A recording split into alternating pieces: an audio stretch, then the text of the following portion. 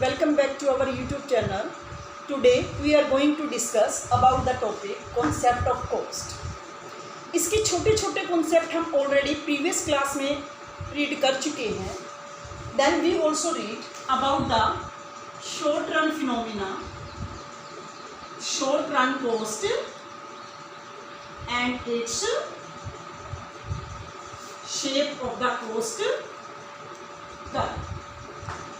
यानी जो cost curve हैं, जो शॉर्ट रन में जिसकी स्टडी करते हैं, उनकी शेप कैसी होती है. How we can find out the shape of the different cost curve in the short run. Then we have the two types of the as a total cost. Total cost क्या होती है कि total cost and average cost is also related to the short run. ये दोनों ही किससे related होते हैं? Short run से रिलेटेड होते हैं.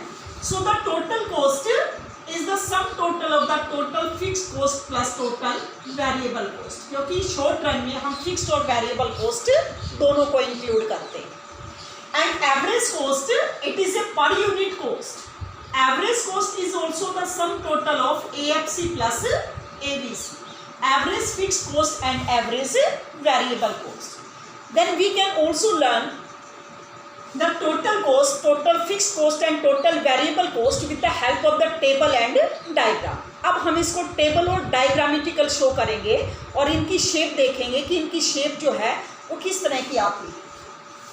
First of all total cost, ये तीनों concept. Quantity, we also know that quantity which are defined in units.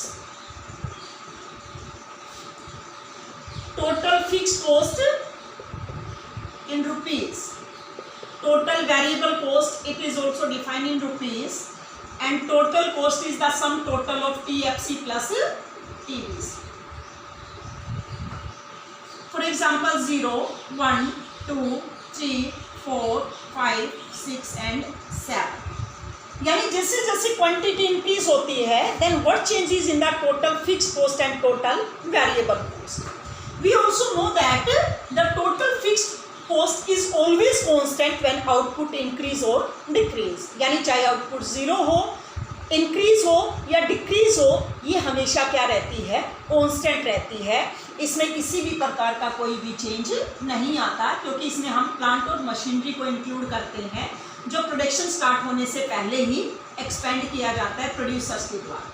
For example हम 10 ले लेते हैं, जो हमेशा चाहे आउटपुट इंक्रीज हो या डिक्रीज हो, ये हमेशा क्या रहेगा? कांस्टेंट रहेगा. अब हम टीवीसी क्या होती है? Variable cost is that type of cost which changed with change in output. यानी जैसे जैसे आउटपुट चेंज होता जाता है, वैसे वैसे वेरिएबल कॉस्ट भी चेंज होती जाती है. When output 0, then total variable is also 0, and when output increases then total variable cost also increases. So जैसे हम एक एग्जांपल लेते हैं, छोटा सा एग्जांपल लेते हैं. जैसे सपोज करें हम कोई भी मशीनरी परचेज करते हैं, तो स्टार्टिंग में उसकी एफिशिएंसी अच्छी होती है. स्टार्टिंग में जब उसको स्टार्ट किया जाता है, जब उससे प्रोडक्शन शुरू किया जाता है, तो उसकी एफिशिएंसी थोड़ी सी कम होती है. लेकिन जैसे जैसे हम उसको यूज़ करते जाते हैं, तो उसकी जो एफिशिएंसी है वो क्या होती जाती है? इंक्रीज होती जाती है. तो कॉस्ट बढ़ती तो है, लेकिन कम रेट से इंक्रीज होती है. और उसके बाद जैसे मान लो हमने 3 या 4 साल उसको यूज़ कर लिया, तो उसमें डेप्रिसिएशन कॉस्ट भी ऐड होने लगती है, जिससे वेरिएबल कॉस्ट जो है, यानी total variable cost increasing rate से इंक्रीज होने लगती है. तो उसी के पॉइंट ऑफ व्यू से हमें ये एज ए डाटाज लेने हैं कि पहले सपोज करें 10 है, इसके बाद थोड़ा सा डिफरेंस 8 का डिफरेंस शो कर दिया, फिर 6 का डिफरेंस शो कर दो, 24, फिर 4 का डिफरेंस शो कर दो. इट मीन्स यहाँ तक हमारी जो कॉस्ट है, टोटल वेरिएबल कॉस्ट है, वो इंक्रीज हुई है बट डिक्रीजिंग रेट से, क्योंकि इनमें गैप डिक्रीज होता जा रहा है. और उसके बाद जैसे मान लो 3 या 4 साल हमने इसको यूटिलाइज कर लिया, तो इसके बाद जैसे जैसे हम इसको यूज़ करते जाएंगे, तो वैसे वैसे टोटल वेरिएबल कॉस्ट और ज़्यादा इंक्रीज होती जाएगी. उसके बाद एज ए 6 का डिफरेंस शो कर सकते हैं, इसके बाद 8 का डिफरेंस शो कर सकते हैं, इसके बाद 10 का डिफरेंस शो कर सकते हैं. तो इसके बाद हमारी जो वेरिएबल कॉस्ट है वो कंटिन्यूसली क्या होती जाएगी, इंक्रीजिंग रेट से इंक्रीज होती जाएगी। Then we can find out the value of total cost. Total cost is the sum total of total fixed cost and total variable cost. 10 + 0 10, 10 + 10 20, 10 + 18 28, 34, 10 + 28 38, 10 + 34 44, 10 + 42 52 and 62। ये हमारे पास टोटल कॉस्ट का रहा है। Then with the help of the table we can define it with the help of diagram and we can find out the shape of the total cost curve, total variable cost curve and total fixed cost curve. तो हम इनकी shape find out कर सकते हैं। It is horizontal axis X axis, it is vertical axis. यहाँ पर हमने only cost लिख सकते हैं या total cost, variable cost and fixed cost, और यहाँ पर हमने क्या शो की है, क्वांटिटी। अब इनको डिफाइन कर सकते हो जैसे 1 2 3 4 5 6 एंड 7। इसी प्रकार से जैसे 10 10 का डिफरेंस ले सकते हो, 10 20 30 40 50 60 70।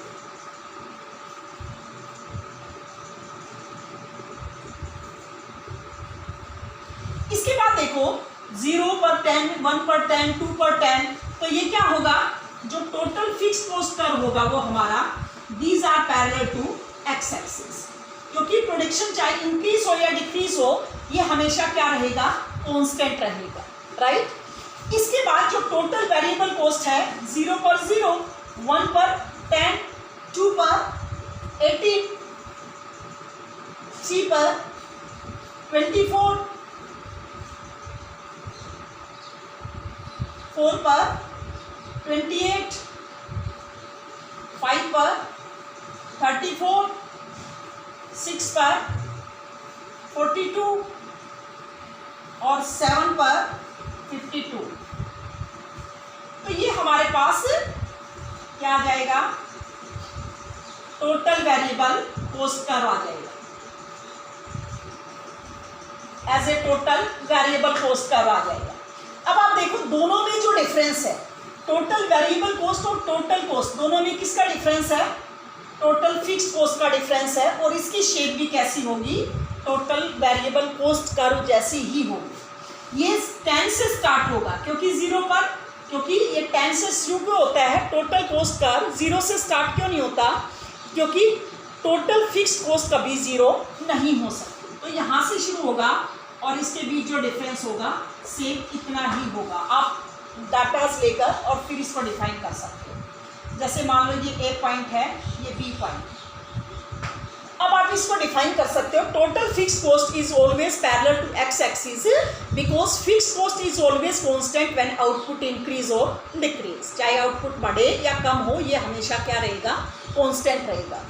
Then total variable cost is 0 when output is 0 and when output increases then total variable cost also increase। B point तक total variable cost का increase with decreasing rate and after this as well as output increases then total variable cost also increase with increasing rate। same उसी तरह से the total cost curve starts from the y axis। why it is starts from the y axis, because TC is the sum total of TFC plus TVC and TFC can never be 0, क्योंकि TFC कभी भी 0 नहीं हो सकती। इसलिए जो TVC है it starts from the y axis, लेकिन ध्यान रखना लॉन्ग रन में ये हमेशा ओरिजिन पॉइंट से स्टार्ट होगा, क्योंकि लॉन्ग रन में फिक्स कॉस्ट नहीं होती है, ओनली वेरिएबल कॉस्ट होती है। तो TC किसके इक्वल होगा, TVC के बराबर होगा। ये केवल किस में होगा, शॉर्ट रन में होगा, जब इसमें टोटल फिक्स कॉस्ट भी ऐड होती है। तो इसको भी हम डिफाइन कर सकते हैं कि when output is 0 then TC can never be 0 because it is the sum total of TFC plus TVC and when output increases then TC also increase with the decreasing rate till the point A and after this as well as output increases then TC also increase with the increasing rate। इसमें TC और TVC में जो gap होता है these are equivalent to TFC, क्योंकि दोनों के बीच जो गैप होगा, ये देखो ये दोनों का सम टोटल होता है तो अगर इन दोनों के बीच गैप निकालेंगे TC minus TVC it is equal to TFC, और TFC क्या होता है, कांस्टेंट होता है, इसलिए TC और TVC के बीच जो गैप होगा वो भी क्या रहेगा, कांस्टेंट रहेगा। और इनकी शेप कैसी होती है, it is inverse S shape. TC and TVC are the inverse S shape because, क्यों होते हैं ये, रीजन होता है इसका कुछ ना कुछ, because these are based on the law of variable proportion, क्योंकि ये लॉ ऑफ वेरिएबल प्रोपोर्शन पर डिपेंड होते हैं, इसलिए ये इनवर्स S शेप होते हैं, right. So these are the shape of the TC, TVC and TFC. So that's all for today. For the further classes, please connect our YouTube channel. Thanks and have a nice day.